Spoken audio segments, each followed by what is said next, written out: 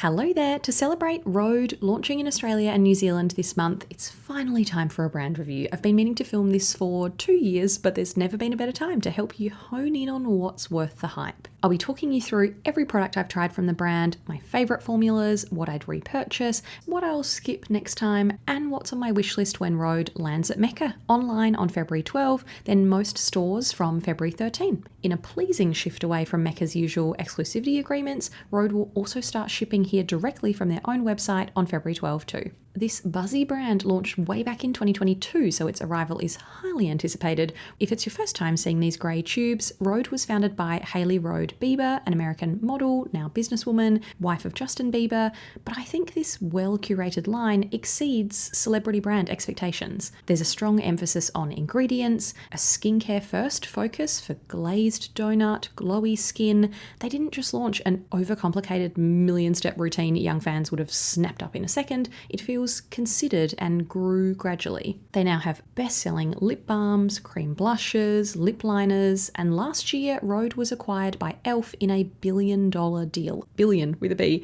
the youngest brand ever to hit that figure. So let's find out what all the fuss is about. 4 key products came in my original Rhode kit a couple of years ago, starting with Glazing Milk. Alongside the lip balms and now the blushes, this ceramide facial essence is one of the biggest hits in the range, and I have to agree, this is my favourite product from the brand. It made my 2025 skincare favourites list, just bought a backup in the last Sephora sale, and I even decant it for travel. This is a very milky essence, a beautiful prep step for your skincare and your makeup routine, made with a ceramide trio, vitamin E and glycerin. It's so juicy and soothing, giving you an instant glow that lasts all day, even on my dry skin that normally drinks products in. After spritzing my face with mist in the morning, I shake a few drops into my palm and it brings my face to life. One day at the gym when I was wearing this alone, one of my friends even said that I had Hailey Bieber skin, which is not true, but tells you the glow is real.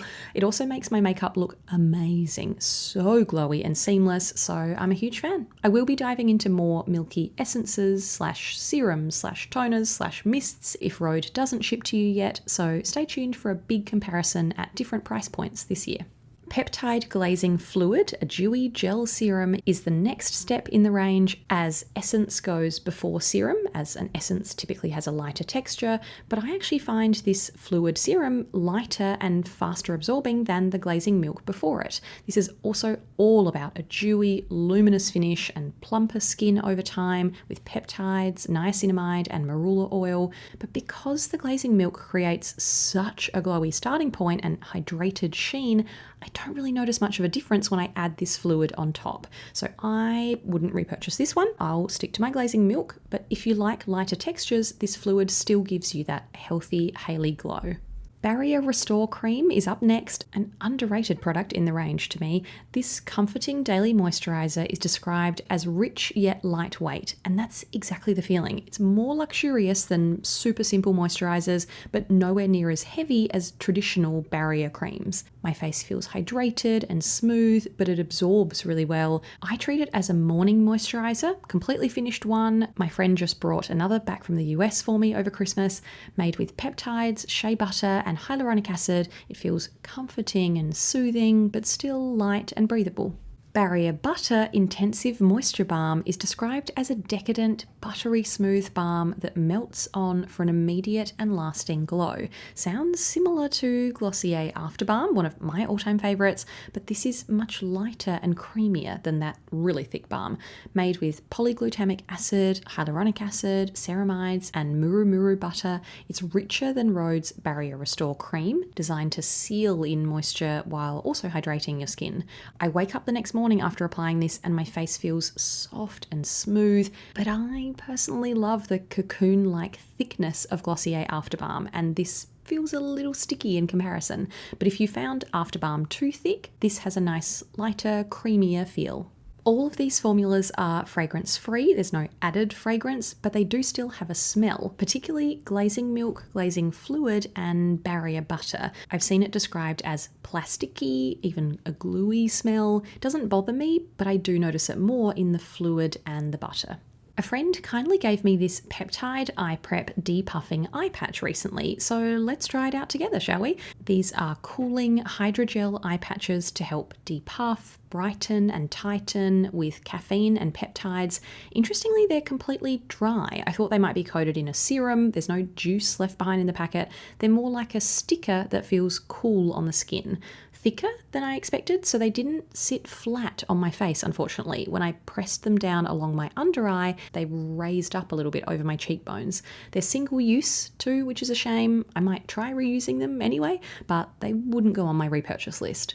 Moving on to lips and Rhode's most popular product. Their peptide lip treatment comes in unscented, flavoured and tinted versions, but the highlight for me is the original unscented peptide lip treatment. A fantastic balm gloss hybrid because it has enough hydration to feel helpful, key ingredients like peptides, shea butter and vitamin E, a plush cushiony feel and super glassy shine, like people complimenting the shine and asking what I'm wearing levels of glassy. So smooth on the lips, fragrance free, but the hint of shea butter in the formula still makes it tasty. The name lip treatment might suggest that this reaches lip mask levels of hydration, but I find it's like most medium weight balms you want to keep reapplying. For that reason, it's something I consider more of a great, comfortable gloss with good ingredients, not a replenishing balm I'd reach for if my lips really needed help.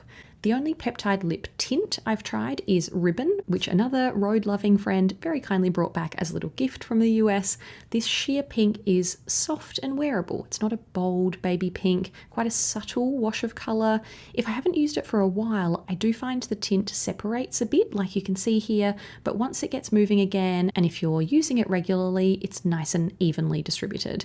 It feels super smooth and sleek, not sticky, just satisfyingly slippy, glossy, and luxurious. Again, I do have mixed feelings about thicker, glossy balms that are tinted because I can't truly work them in and let them work their magic without getting messy. I really enjoy the feel and high shine finish here though, so I just treat it as more of a tinted gloss than a tinted balm.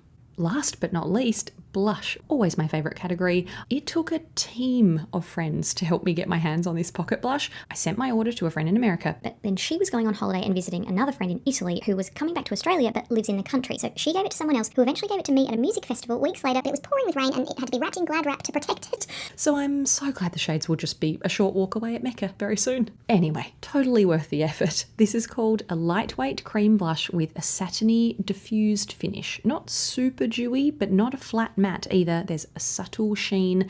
I went for the much hyped bronze terracotta shade Toasted Teddy, which is punchy and pigmented. A few dots or small swipes is plenty, but luckily it's still beautifully blendable and easy to sheer out with a flush that lasts throughout the day. P.S. Working on a terracotta blush video soon if you're a fan of this colour.